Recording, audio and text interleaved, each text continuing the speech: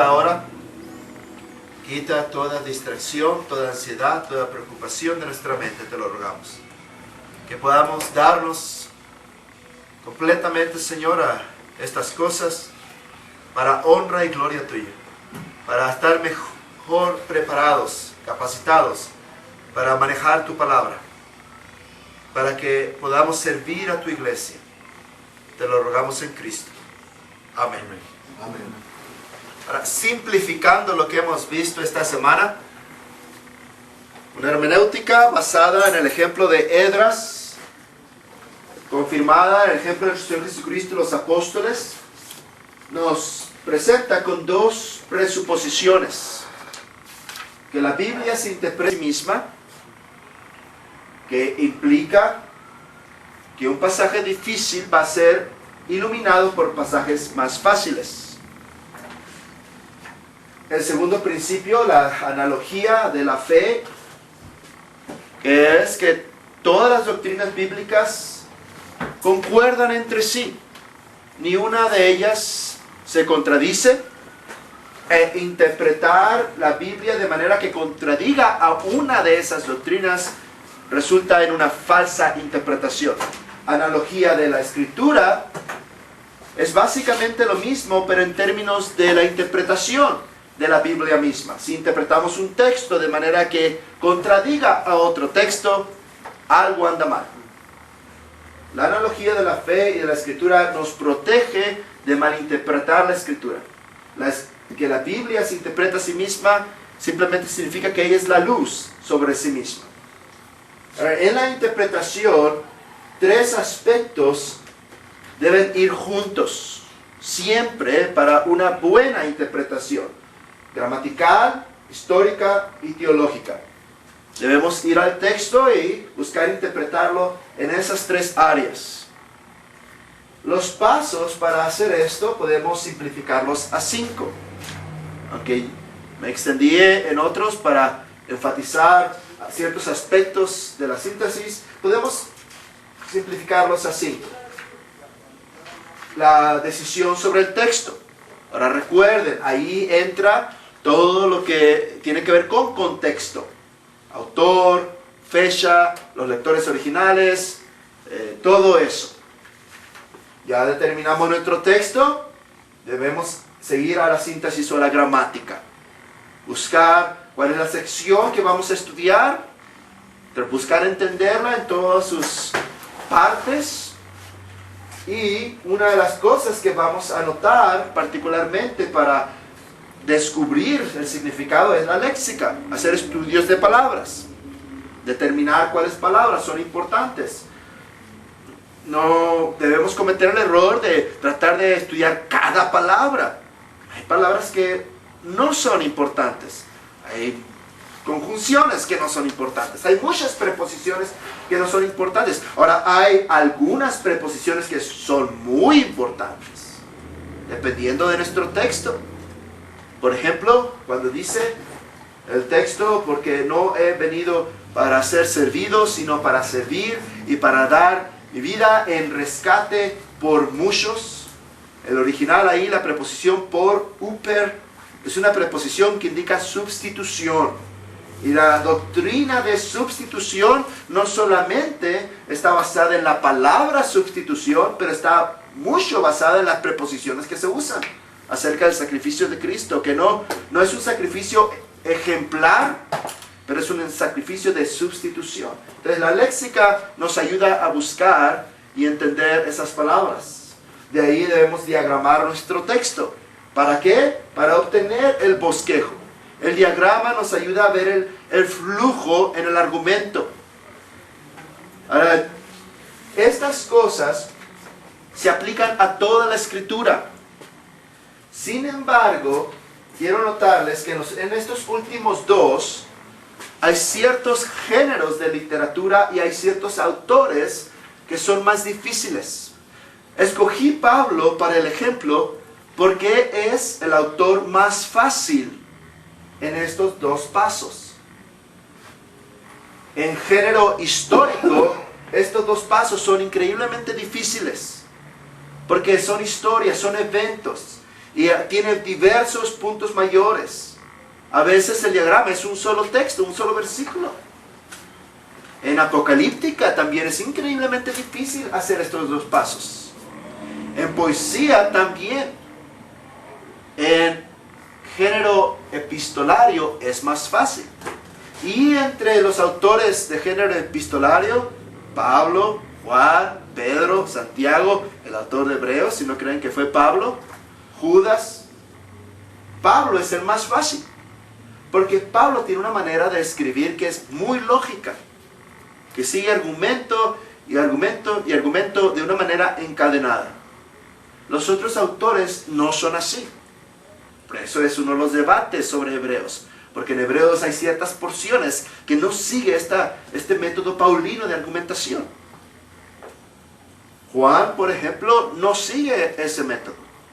Él lo hace de una manera distinta. Pedro también.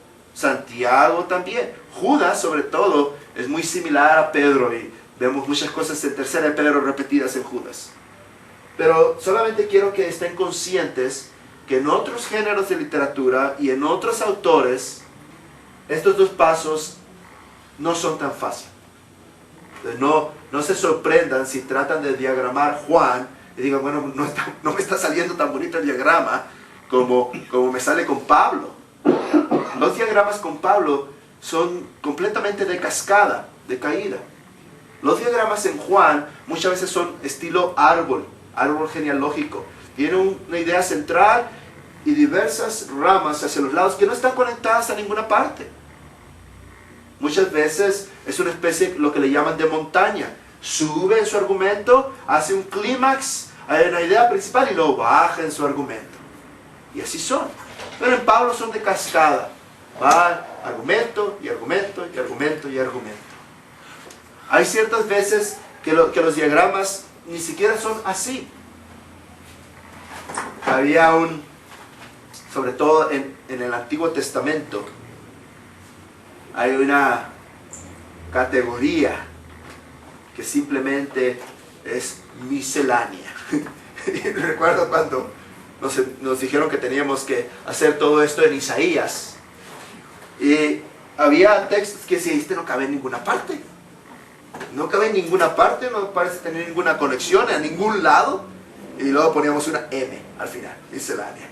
Y el profesor decía, no se trata de ponerle misceláneo a todo, le dice. Tienes que saber si es argumento, tienes que saber si es promesa, tienes que saber si es razón, si es motivación. Pero como en mi cabeza no cabía ninguno, pues yo nomás le ponía una M.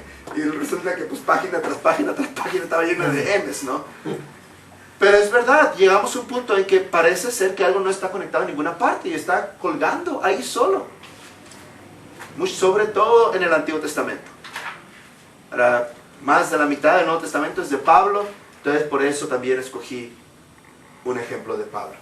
Ahora, este es nuestro trabajo en el escritorio. Esto es lo que hacemos durante la semana en nuestro escritorio, con la Biblia, con la computadora, si tienes computadora, con los libros.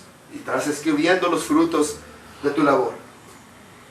Estas dos herramientas son el cruce a la homilética que va a dar el fruto de tu exégesis. Recuerda teología bíblica, ese librito de Goldsworthy. Es muy importante saber el progreso de teología a través de toda la Biblia. Tenemos que siempre tener en mente la historia bíblica entera. Ahora, espero que todos ustedes aquí han leído toda la Biblia, de tapa a tapa. No una, pero varias veces. Tienen que saber toda la historia. Tienen que poder agarrarse aquí con Génesis y Adán y trazar la historia de la línea de la mujer y de los diversos ataques de la descendencia de la serpiente hasta llegar a Jesucristo, y luego trazar la historia de Jesucristo con su vida a través de los evangelios y la institución y constitución de la iglesia en Hechos y la edificación de esa iglesia en las cartas y el futuro de esa iglesia en Apocalipsis. Tienen que poder hacerlo. Mándame. Esa historia en el Antiguo Testamento lo tenemos que utilizar en la Biblia hebrea. Es decir, empezando en Génesis y terminando en Crónicas, ¿no? Exactamente. Es el canon hebreo. Sí. Es Porque bueno si no, recordar no eso. funciona, ¿no? Si no, no funcionaría esto. No. Aunque nuestras Biblias están distribuidas cronológicamente, simplemente con Malaquías al final, Sí. pero hay muchas partes que no están cronológicamente. La Biblia hebrea, el canon hebreo, es diferente. Termina en Crónicas. Y es importante saber eso porque los autores los pusieron por orden de escritura. Y ellos van asumiendo lo anterior. Sí, es importante recordar ¿En la eso. Septuaginta cómo está? Está igual que nuestro orden en español. De hecho, de ahí Pero proviene nuestro Pero orden. la Septuaginta incluso tiene algunos libros deuterocanónicos. Así es. Sí, los ¿No tiene. son de utilidad esos libros? Por ejemplo, Macabeos solamente los por otros. vía de historia. Sí, Macabeos porque es historia, pero los otros son tan mitológicos que no. Yo fui forzado a leerlos y no les encontré ningún tipo de edificación. Macabeos sí. Macabeos es más histórico. Baruch es horrible. Sí, todos los demás, bueno, yo los leí una vez y ya no los volví a leer. Mándenme. Y esa Biblia cronológica, ¿dónde la podemos conseguir? ¿O cómo se Por ejemplo, si buscas canon hebreo, muchos de estos libros, el de introducción del Antiguo Testamento lo tiene. Ahí te dice cuál es el canon hebreo. Hay una Biblia cronológica que se la puedes encargar a Julio. Y está muy suave esa Biblia porque te fuerza a leer la Biblia como fue escrita. Se puede bajar de internet también. Biblia cronológica, la bajas y la lees. Ahora, estas dos teologías, la bíblica y la sistemática, nos van a ayudar a que tengamos frutos de nuestra exégesis. Y ahí tenemos todo este material, ¿no? Ahora, el chiste es ir y ponerlo a manera de estudio o sermón. Ahora bien, ya forjamos aquí en este brinquito el principio de exclusión. ¿Qué sigue? Unidad 12, página 97. En la unidad anterior, anoche, buscamos preparar el camino a la homilética, que es el área de teología especializada en la preparación y predicación de sermones. ¿Qué es homilética? Es una ciencia y arte de escribir y predicar sermones. Ciencia por tener principios, arte por requerir habilidad. Ahora, en esta unidad vamos a buscar delinear ciertos pasos dentro de la homilética. De hecho, que forman la homilética para tomar esta materia prima que tenemos y convertirla en algo digerible. Ahora, hermanos, aquí tenemos que estar conscientes de algo que sucede con maestros y predicadores muy a menudo. Nosotros llegamos aquí y entendemos todo perfectamente.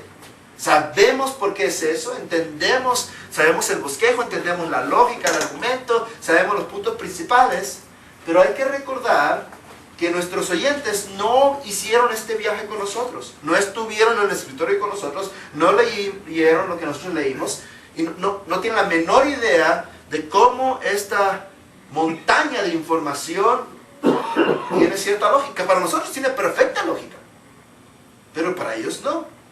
De manera que traerles algo no digerido y preparado no es predicar. No les sirve de edificación. No es información realmente, no es exhortación, no es ánimo, no es consuelo. Aunque tengamos todo esto delante de nuestra cabeza y podamos verlo nosotros en orden. Ellos no estuvieron con nosotros.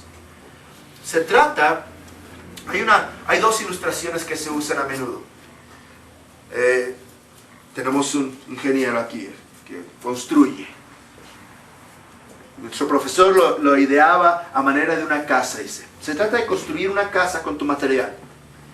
Vas a poner un porche, una entrada. Vas a poner una entrada ahí. ¿Cómo se llama esa salita, la pura entrada? No sé cómo se llama, pero... Recibidor. El recibidor. Vas a poner el recibidor. Y luego para acá está una sala. Y luego acá está un comedor, y acá está la cocina, y luego, hay unos cuartos, unas habitaciones, unas recámaras, quizás un estudio, quizás un área de juego, y luego está el patio. Se trata de hacer todo eso con tu material.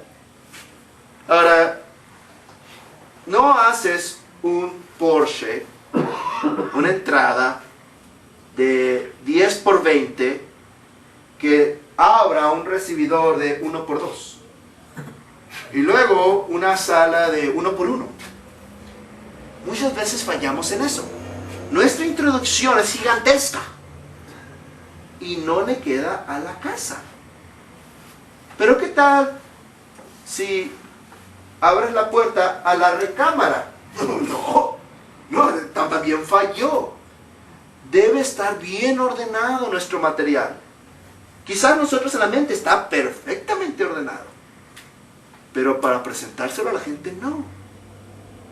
La otra ilustración es de un platillo de comida. Has ido a través de todo esto, ya tienes todo, tienes la carne, tienes los vegetales, tienes el aceite, tienes todo ahí. No agarras todo y lo pones a una licuadora y le das y órale, cómanselo. No, tienes que preparar un platillo hermoso, bien cocida la carne, bien arreglados las frituras y los vegetales, todo esto bien. Y les diste algo de aperitivo primero. Y luego después de esto les diste un postre, seguido de un digestivo. Pero bien bonito y preparado, que la gente lo pueda comer. Ahí fallamos, hermanos, porque estudiamos todo eso, tenemos toda la información, pero muchas veces no sabemos cómo presentarlo a la gente. De eso se trata homilética. Ahora, no estamos, espero, aprendiendo a practicar exégesis por el mero deleite de hacerlo. Se trata de saber estas cosas para predicar la palabra de Dios. ¿Recuerdan nuestro texto lema? Que usa bien la palabra de verdad. Ese es el punto, predicar la palabra de Dios. Y por lo tanto, no debemos contentarnos con llegar hasta aquí. Mándeme. Lo que preguntaba ayer en relación de que si el estudio es para nosotros, ahí no hay homilética.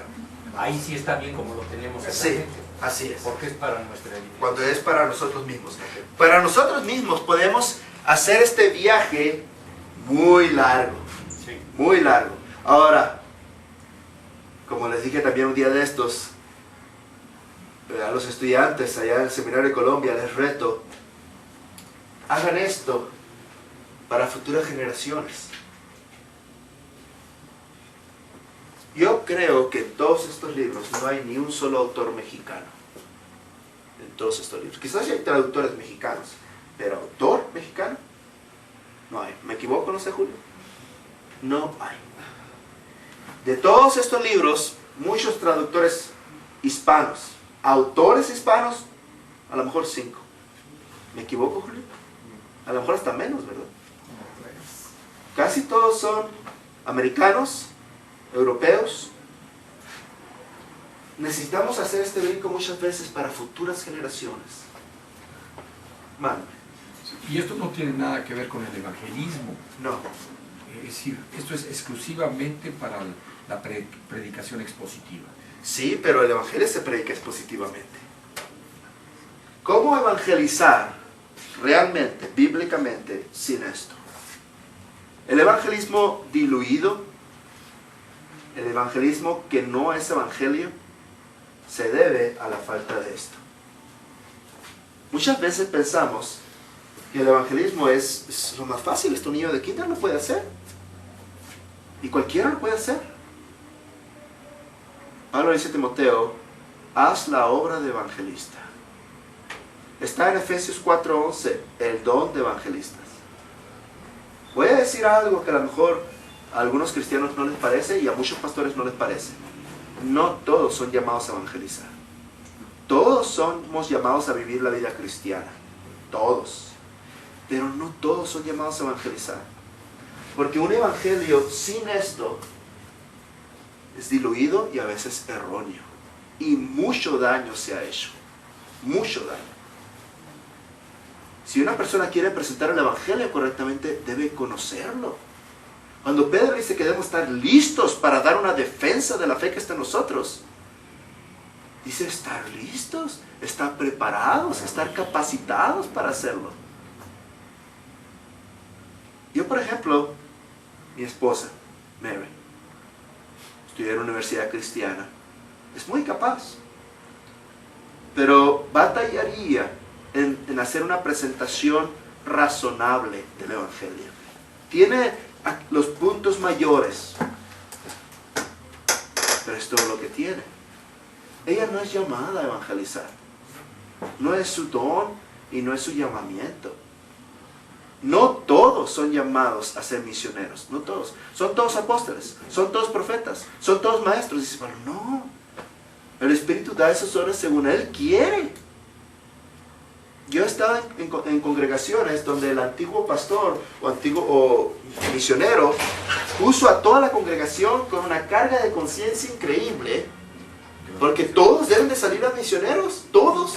No, todos debemos tener la fe, saber las bases del Evangelio, pero donde está, donde Dios los puso, ama de casa, bolero en el parque, taxista, mecánico, electricista, ingeniero, doctor, lo que sea.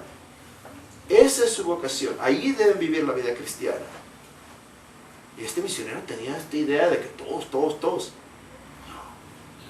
La gran comisión de Mateo no es un mandato evangelizar. Sí. ¿Y a quién se la dio? ¿Quién era lo que estaban oyendo? Los apóstoles, los 11. Los 11. Los 11. Ahora, Pablo le dice a Timoteo, las cosas que has oído de mí, estas cosas enseña a hombres fieles que sean capaces también de instruir a otros. El error ha sido que muchas veces tenemos miedo, hermanos. Tenemos miedo a reconocer que hay una división. Tenemos tanto miedo porque ha sido abusada esta división entre laicos y no laicos. Se ha usado en congregaciones, se ha usado en denominaciones, el clero, y se ha hecho una clase, una subclase, cristiano de segunda clase. La división entre aquellos que tienen dones y habilidades y son llamados, no la hacemos nosotros, la hace Dios en el Espíritu Santo. Ahora, si Dios les ha dado habilidades y dones y llamamiento, tienen que ser como ese siervo. Me diste 10 dones, los llevé al banco, aquí están tus dones y más que se ganaron ahí. Ahora, me diste un don, lo llevé al banco y aquí está otro don. Gané un don con tu don que me diste. No debemos ser el mal siervo infiel. Me diste estos dones y los guardé ahí abajo y aquí están, lo que te pertenece. No. Pero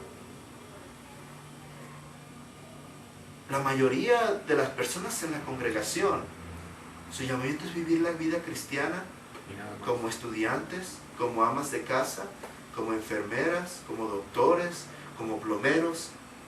No todos son llamados, pero los que son llamados debemos hacerlo. Yo sé que no es común esto, porque tenemos esta idea de que todos. No es cierto. Pablo dice mismo, no todos son. Mándeme. Yo hace poco leí un versículo del Dr. Lloyd Jones, que decía que si vivíamos la vida cristiana como es, entonces ya eso es evangelio. Otro, cuando estaba en la iglesia, otra iglesia, decía el pastor ahí que un misionero dijo que en su puerta de la iglesia, ahí arriba de la puerta, dijo que puso un cartelito ahí que decía: estás entrando al campo misionero. O sea que no era necesario cruzar fronteras de países para ser misionero o para ser evangelista. Es verdad. Muchas de estas frases piadosas son verdad y no son verdad. Son verdad en cierto sentido.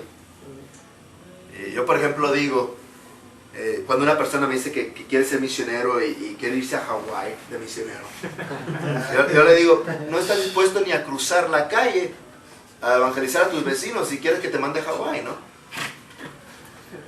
No, o sea, el llamamiento de misionero, que yo pienso que es el don de evangelistas, se nota desde chiquitos, porque tienen un cierto carisma, tienen una personalidad que es fácil llevarse, que se conectan con todos, son extrovertidos, tienen habilidades tremendas, tienen habilidades transculturales, pueden aprender idiomas, pueden acoplarse a cualquier cultura, no batallan.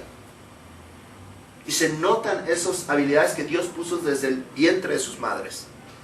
Tienen el deseo, tienen la pasión, van aprendiendo, quieren conocer, quieren leer y todo. No se les esfuerza. No es como el caso de que en muchos casos es, pues a la torre, ¿no? Salir reprobado en la escuela y no sé hacer nada, no sirvo para nada, pero voy de misionero. No, Cristo quiere los mejores hombres. No los peores, no los que no supieron hacer nada. Los mejores hombres. Eso quiere Cristo.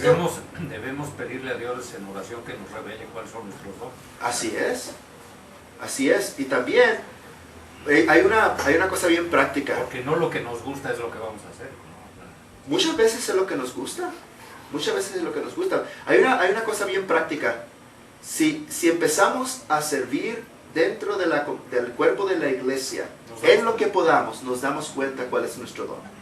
Muchas veces es generosidad, muchas veces es hospitalidad, algunas veces es misericordia, otras veces es enseñar. Así, pero lo empezamos a hacer. Llega Pablo a Listra y le hablan bien de Timoteo. Ahora, ¿qué piensan que fue el testimonio de esas dos iglesias acerca de este joven Timoteo que causó que Pablo dijera, me lo voy a llevar a misiones? ¿Piensan que sería algo que no estuviera conectado con misiones? ¿Piensan que te lo recomendamos, hermano, porque es un hombre bien serio? Bien serio, no se le nota nada. Para sacarle una palabra está bien difícil, te lo recomendamos, hermano. No, te lo recomendamos, hermano, porque Muy callado. no, hermanos, parece broma esto, pero saben que yo he tenido pastores de otras iglesias que quieren que me lleve a personas de su iglesia, jóvenes, a la misión, porque son los problemáticos. Piensan que los voy a curar o no sé qué. Imagínense que la iglesia en Listra, Como brujería. que la iglesia en Listra pensara, pues Timoteo es tan problemático este chavo, hay que matarlo con el apóstol a ver si él lo cura, ¿no? Que lo reforme. O a la militarizada. O a la militarizada. Es clásico eso, ¿no? Los padres que mandan a los hijos a la militarizada para ver si los enderezan. No, Timoteo fue conocido por ese par de iglesias como alguien que tenía esas habilidades, esos dones, y probablemente el llamamiento, y se lo recomendaron al apóstol Pablo, y Pablo lo vio, lo verificó, dos iglesias que lo recomiendan, se lo llevó. Pero vamos a avanzar porque... Nada más porque entramos al tema de los ministerios, nada más para corroborar. De los 5 ministerios, los que hay hoy en día son maestros, pastores, evangelistas, ¿no? A mi parecer, evangelistas también. No hay un consenso. Pero no, definitivamente nada de profetas ni apóstoles. No. El canon está cerrado. Así es, el canon está cerrado. Ya no se le va a añadir ni una sola palabra. Y aquel que le añada, pues con cuidado, porque se le va a añadir las maldiciones escritas en este libro. Bien.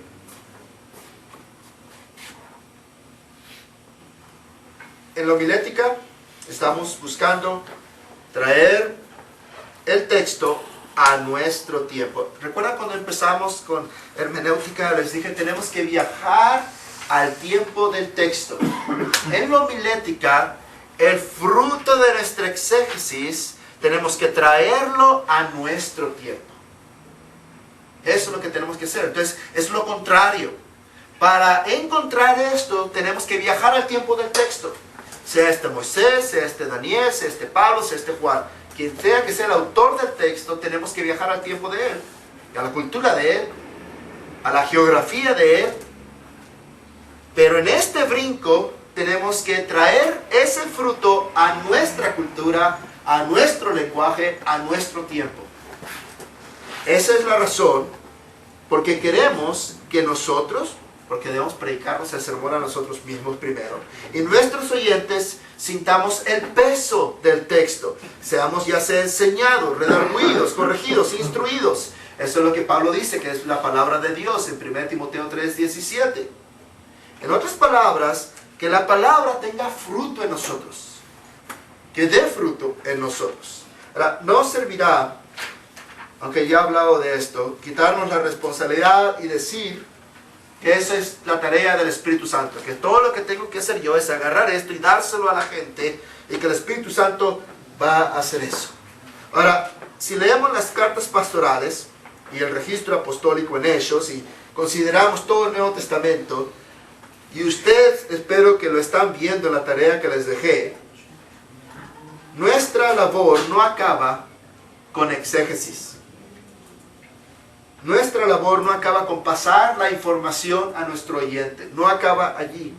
Debemos proclamar para que este fruto de nuestra exégesis venga a ser internalizado en nuestro oyente. Lo oiga y lo reciba.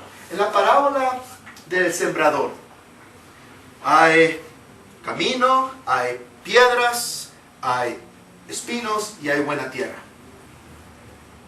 En el camino no oye. En las piedras oye y recibe rápidamente.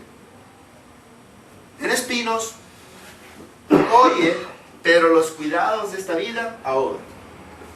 La buena tierra oye y entiende y da fruto. Ahora, nosotros hemos llegado hasta aquí con el propósito que nuestras congregaciones oigan, entiendan y den fruto. Ese es el propósito. Ahora, el tema principal es lo que debemos buscar en estos varios pasos de exégesis, el significado del texto, de una manera que se pueda resumir en un solo enunciado. Es muy común escuchar títulos de sermones. Y a veces el título del sermón es una frase. Esa frase debe resumir lo que vamos a decir. Tengo un amigo en Trinidad y Tobago, se llama Amber Samarat. Estaba acompañándolo una vez en una conferencia de misionera. Y le tocó predicarla el primero. Y anunció el título de su sermón. Y era Misión Imposible. Y era cuando estaba en esas películas. Y pusieron la música. Hubiera sido mejor si se hubiera puesto de acuerdo con el pianista de que pusiera la música de Misión Imposible, ¿no?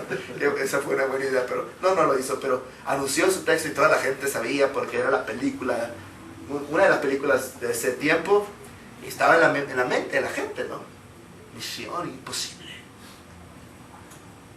Su punto era, en sus mensajes iba a mostrar la naturaleza, la condición de las personas a las cuales hemos de traer el Evangelio. Es una misión imposible, lo es. Están muertos en sus delitos y pecados, están sordos, están mudos, están ciegos, no pueden oír ni entender. Su texto, recuerdo, fue empezando ahí con Ezequiel, con este valle de los huesos blancos.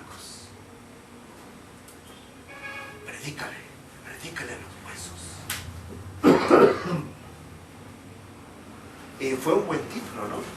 Fácil de recordar, resume su mensaje. Los títulos deben ser así.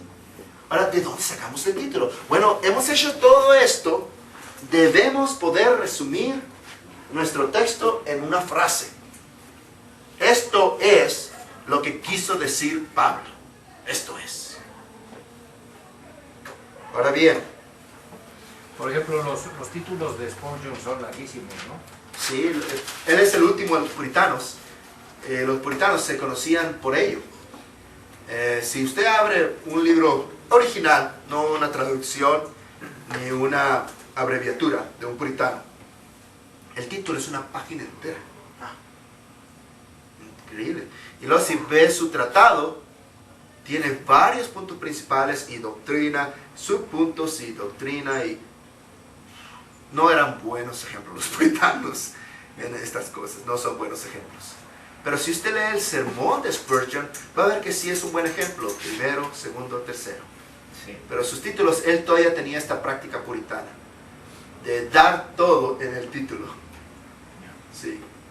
Ahora bien, el punto es enunciar las proposiciones, argumentos, narrativas o ilustraciones de nuestro texto de manera que viajen a través del tiempo a nosotros y lleguen con todo su peso a nuestro corazón. Así como nosotros viajamos hacia allá y encontramos el peso del texto, tenemos que traérnoslo nosotros.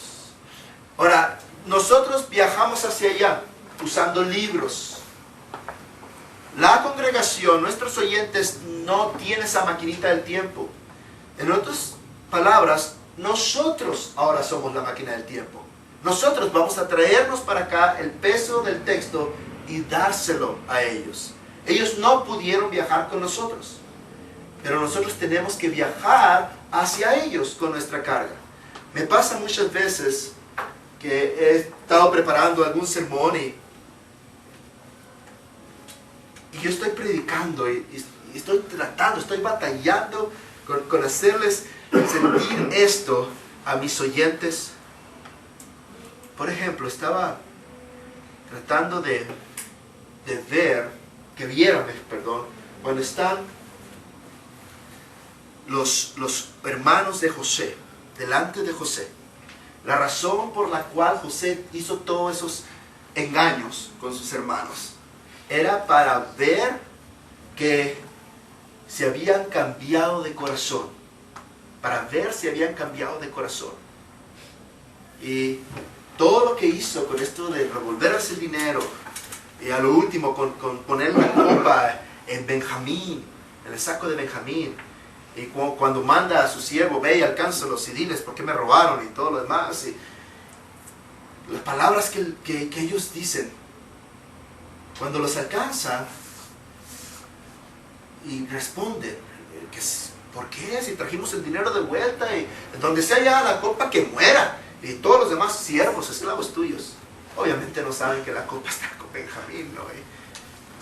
Y cuando ven y abren por orden y a lo último es Benjamín, ¿cómo sabemos que hay un cambio de corazón ahora en ellos? Porque no hicieron lo mismo que con José. No dijeron, Benjamín, bueno, pues llévatelo, nosotros vamos. Y le decimos a tu padre que pues te robaste una copa y te quedaste de esclavo en Egipto.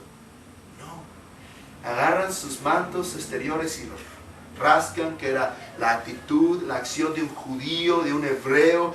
La acción es simbólica, es abrirse el pecho uno mismo y sacarse el corazón. Pero no lo pueden hacer, por eso rasgan sus vestidos, es un dolor, es quererse morir por ello. Y se rasgan sus vestidos, suben todo de vuelta a sus burros y se van a Egipto. Y en mi escritorio, hermanos, yo no podía más que llorar. Yo no podía más que llorar. Yo estaba viendo a sus hermanos y se me ponía la carne así como de gallina y se me erizaba el pelo. Y estaba tratando de darle esto a mis oyentes ahí en Cuauhtémoc. Escuchen a Judá. Después de que José los pone hasta tierra, están los 11 postrados a tierra, están inclinados en el piso, con su cara en el piso, y Judá, como un perrito así con las colas entre las patas, se le acerca a José y le dice, Señor, perdóneme a su siervo, usted es como faraón, déjeme hablar a su oído, Señor, y le explica todo. Y noten cómo habla Judá, siempre él como esclavo, aún habla de su padre como esclavo de este hombre que para él es faraón, que no sabe que es José. Y cómo le dice, tómeme a mí, yo soy la garantía de este joven, tómenme a mí. Yo estaba tan emocionado predicando eso que no me di cuenta. Pero varios, no todos, varios en la congregación estaban llorando.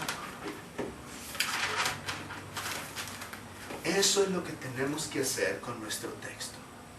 Sea Génesis, sea Apocalipsis, sea Cantares. Si predicamos bien Cantares, ¿saben qué tiene que suceder? Tiene que suceder que vengan los esposos y esposas más cerquita el uno del otro, diciéndose palabritas en el oído, si predicamos bien cantares. Si predicamos bien ciertas porciones, como Jonathan Edwards predicaba, cuando predica las manos de un Dios airado, y la gente dice, estaba clamando, sentían que el infierno se abría bajo sus pies. Eso es lo que tenemos que hacer, hermanos. Y no es posible a menos que hagamos esto y vayamos a nuestro texto y nos sumerjamos en él y salgamos empapados de él. Si nomás le pegamos ahí en la superficie, agarramos un libro, un librito por aquí, por allá y repetimos como guacamaya lo que dice MacArthur, no sirve. Por eso nuestros mensajes no tienen poder. Porque nunca los digerimos. Nunca nos los predicamos a nosotros mismos. El primer paso entonces es determinar el tema de nuestro texto, el mensaje que hemos de predicar. Ahora, para eso tenemos que volver a nuestro libro donde nuestro texto está. Tenemos que considerar su género y sustancia. El libro mismo nos va a dar el argumento. El argumento se halla en nuestro texto, no en el comentario, no en un libro, en nuestro texto. Habiendo hecho esto, vamos a encontrar el enunciado principal. Lo obtuvimos en el diagrama. Vamos a determinar las palabras y frases claves. Vamos a lograr determinar qué lugar específico tiene nuestro texto en el argumento del libro entero. Ahora, en pasajes didácticos, esto es relativamente fácil. Es más difícil en porciones históricas, mucho más difícil en porciones poéticas y proféticas. Con esto de José, prediqué a través de Génesis.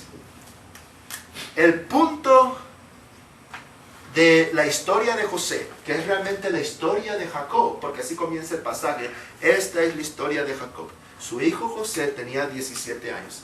Hasta el final, hasta el capítulo 50 de Génesis, el punto es: Dios es soberano en todo. Y José lo dice al final: ustedes me enviaron aquí, lo planearon para mal, pero Dios lo planeó para bien. Dios es soberano. Entonces es el punto de todos esos capítulos. Ese es el punto. Entonces tenemos que traer ese punto cada vez. Si es Génesis, ¿no? Pero en el libro tenemos que estemos estudiando, tenemos que traer ese punto siempre. Ahora, tomando de vuelta el ejemplo que hemos estado usando, Romanos 1 al 7, encontramos esas 5 cosas en la página 98, no las voy a repetir: introducción, descripción, propósito. Ahora les sugerí que dividiéramos puntos 1 al 3 a un sermón y luego 4 y 5 a otro sermón, haciendo el principio de exclusión. Ahora, del texto mismo es de donde debemos obtener el tema. Debemos resistir la tentación de forzar sobre el texto nuestro tema. Ahora, debe ser evidente que Pablo se dirige al tema del Evangelio de Dios. Y no solamente tenemos amplia razón de esto, porque habla de la justificación por medio de la fe en todo el libro, pero el texto clave de 1:16 al 17 no lo dice. En la introducción ya tenemos la frase, ¿notan? El Evangelio de Dios. Ahí está claramente en el punto 3, apartado para el Evangelio de Dios. Ahora, puesto que esta es una carta, y como Pablo está escribiendo, como escribían en su tiempo, él va a empezar a saludar. Así hacemos nosotros en nuestras cartas. Era la práctica también en el tiempo del apóstol. Pero como es una carta apostólica, allí deja de parecerse a nuestras cartas. Él también introduce su tema y propósito al escribir en versículos 1 hasta el 17. Sí, es un saludo lo que tenemos en nuestro texto. Y por lo tanto podemos decir de nuestro pasaje: saludos, el Evangelio de Dios. Y vamos a predicar esto cuando prediquemos nuestro texto, sean los sermones que sean, porque ese es el tema principal de Romanos 1 al 7. Ahora bien, ese es el ejemplo, pero cualquier texto que ustedes escojan, deben poder discernir si han hecho esta tarea, el énfasis del texto. Ahora, en nuestro ejemplo, el énfasis comienza con el Evangelio de Dios al final del versículo 1. Y está descrito desde versículos 2 hasta el versículo 5.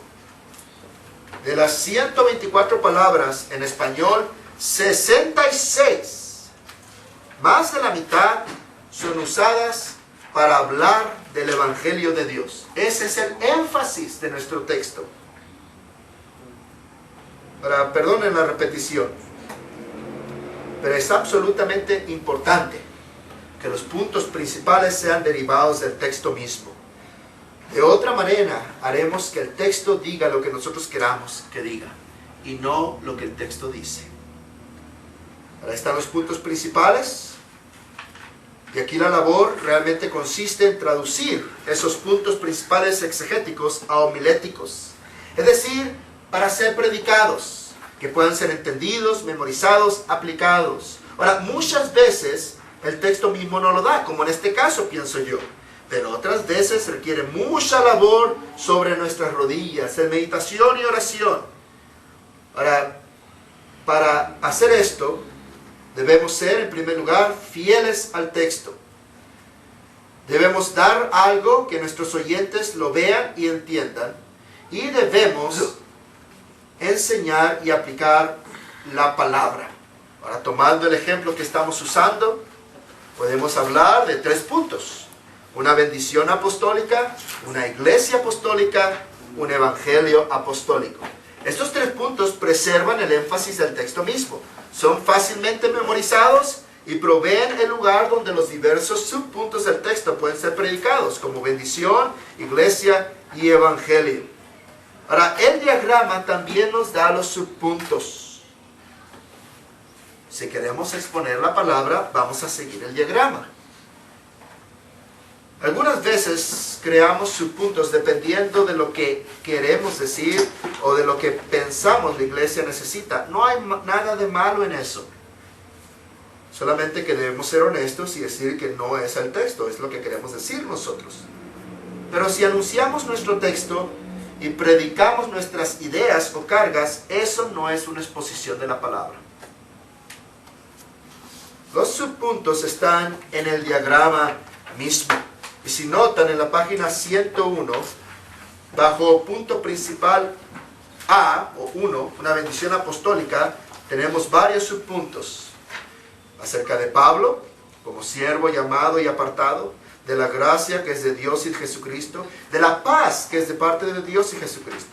Bajo una iglesia apostólica, que es punto B, resulta que la iglesia es los amados de Dios, los llamados a ser santos y los llamados a ser de Jesucristo. Bajo un evangelio apostólico, punto C, sabemos que es de Dios, que es prometido en las Escrituras y que es acerca de su Hijo. Ahora, conviene que aparte de anunciar el bosquejo muy brevemente, debemos anunciar nuestros puntos. ¿Para qué? Bueno, en un sermón, una de las cosas más difíciles es que la gente nos siga. Eso es lo más difícil. Muchas veces no nos siguen porque no se dieron cuenta a dónde fuimos. Empezaron con nosotros y no les dijimos, y aquí vamos hacia allá.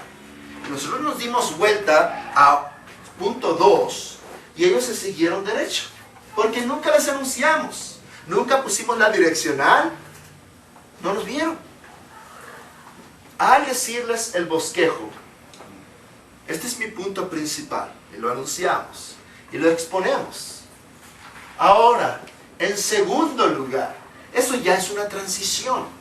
La gente sabe que estamos yendo de A a B, de punto 1 a punto 2, porque lo dijimos. En segundo lugar, habiendo visto la bendición apostólica, les invito ahora a ver qué es una iglesia apostólica. Esa es una transición. Hermanos, son muy importantes facilitar a nuestros oyentes el descubrir los subpuntos. Prestar atención a los conectores sintácticos de nuestro texto, preposiciones, conjunciones, disyunciones. Todo eso nos va a ayudar a que nuestros oyentes sigan con nosotros. No es fácil, no es fácil. No pocas veces veo que la mayoría del rebaño está todavía conmigo, pero allá andan unas ovejas que se quedaron muy atrás. ¿Qué debo hacer? ¿Dejarlas allá atrás? No.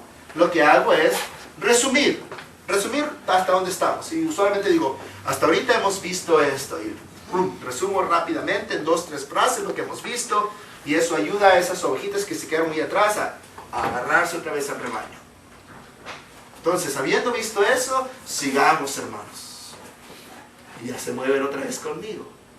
Pero si no notamos eso, las vamos a ir perdiendo.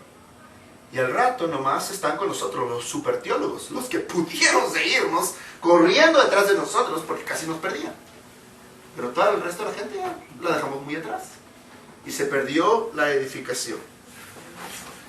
Ahora, en la homilética, si no he sido claro hasta ahora, quiero decirlo claramente.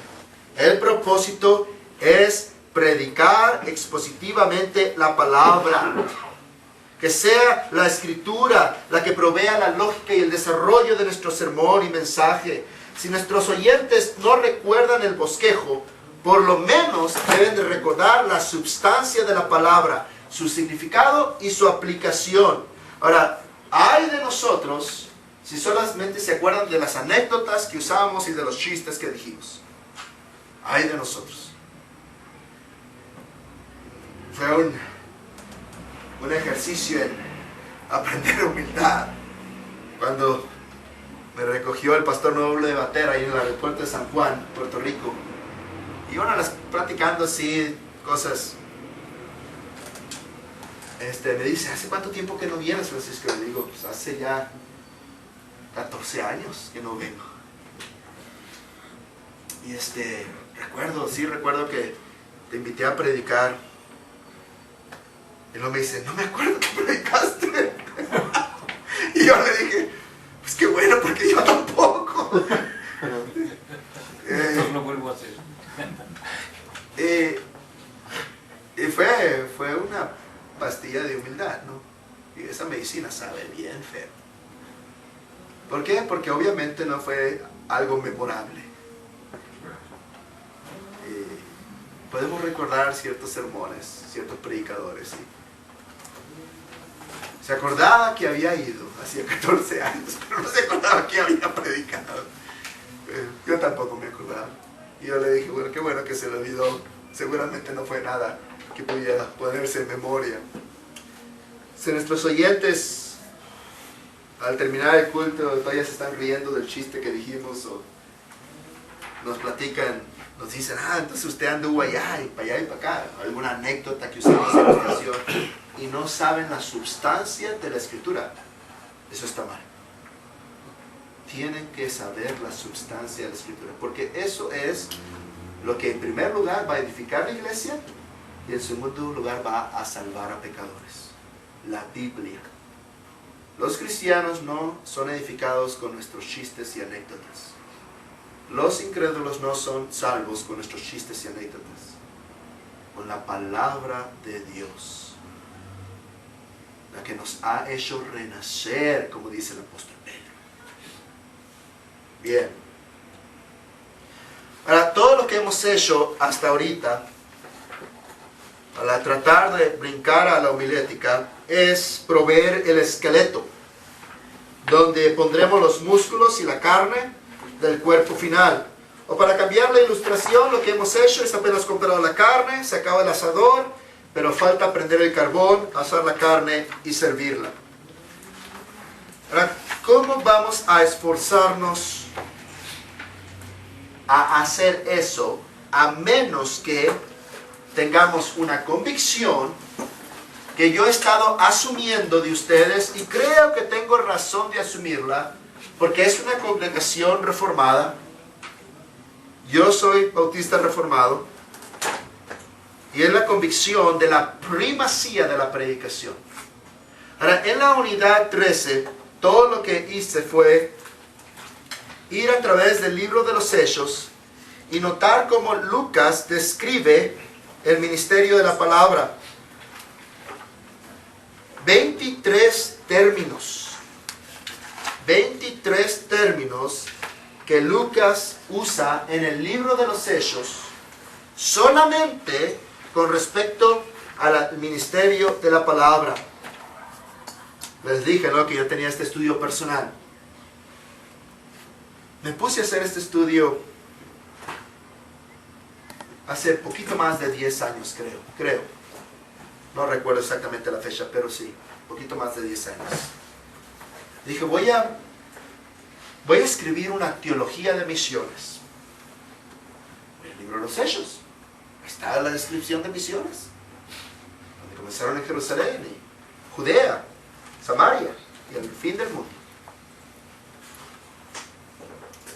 Y empecé a leer. Estaba usando otra Biblia en ese entonces y empecé a subrayar cada término que Lucas usaba para describir el ministerio de la palabra. Empecé a subrayar cada uno de ellos hasta que lo leí.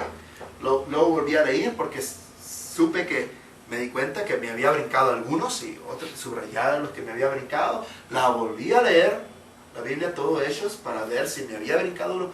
La leí las veces que fueran necesarias para encontrar todos y estar seguro, no me brinqué ni uno.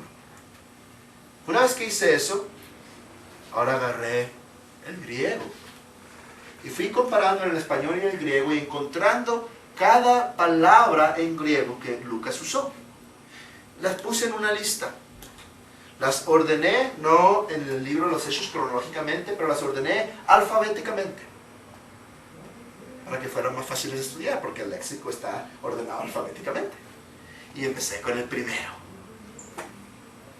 Y estudié todas las veces que ocurre esa palabra. Vi el diccionario ese teológico, vi otros diccionarios teológicos que tengo, y estudié todo sobre todos estos 23 términos en el libro de los Hechos. Todo.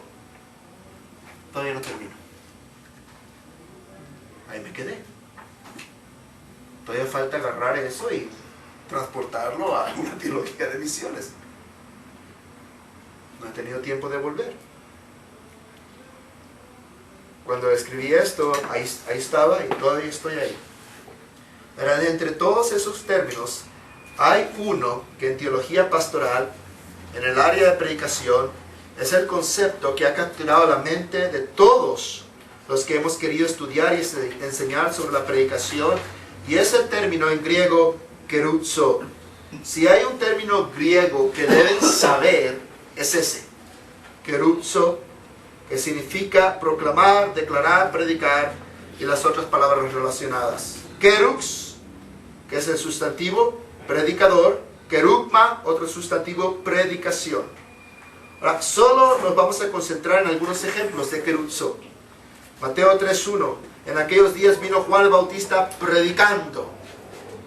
Mateo 4:17. Desde entonces comenzó Jesús a predicar. Mateo 10:5-7. A estos 12 envió Jesús y les dio instrucciones diciendo: por camino de gentiles no vayan, en ciudades samaritanas no entren, sino vayan antes a las ovejas perdidas de la casa de Israel, y yendo prediquen.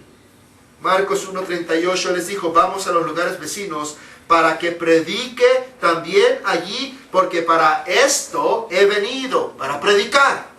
Marcos 3:14. Y estableció a 12 para que estuviesen con él y para enviarlos a predicar. Hechos 9:20, hablando de Pablo, enseguida predicaba a Cristo en las sinagogas. Ahora, esos ejemplos son solo para refrescar sus memorias, porque yo asumo que ustedes conocen la Biblia. Y ya estas palabras ya despertaron las muchas veces que ocurre este término en nuestra Biblia en español. Quiero que sea una convicción en nuestros corazones y ministerios, hermanos. La primacía de la predicación. ¿Por qué? Hermanos, la razón por la cual México está todavía sumido en la idolatría del catolicismo romano, por cual ha sido fácil presa de las sectas, de las innumerables sectas que hay en nuestro país, y la razón por que nuestras iglesias están todas infectadas con carismatismo que no sirve para nada, es por la falta de predicación. La culpa, hermanos, la tenemos nosotros, los pastores y predicadores. Los pastores y predicadores vamos a dar cuenta a Dios. Y la culpa es nuestra. Y no va a haber excusa. No va a haber excusa. La culpa no es de las hermanas, la culpa no es los niños, la culpa no es la falta de edificios, la culpa no es que trabajo mucho durante la semana, la culpa es los predicadores. Todas las edades que la iglesia ha estado a punto de desaparecer y el evangelio ha parecido perder su poder y la cristiandad verdadera ha bajado hasta sus valles más tristes, una marca distintiva de esa época es la pérdida de la predicación verdadera y la correspondiente multiplicación de actividades, algunas legítimas y buenas, que han sustituido la predicación. Misticismo, aislamiento, carismatismo, legalismo, tradicionalismo, modernismo. Así como iglesias donde los cultos son llenos de música, especiales, dramas, películas, danzas, testimonios y un número de actividades para todos los grupos y edades. Pero también en todas las edades donde la iglesia ha vencido las puertas del Hades, el evangelio ha conquistado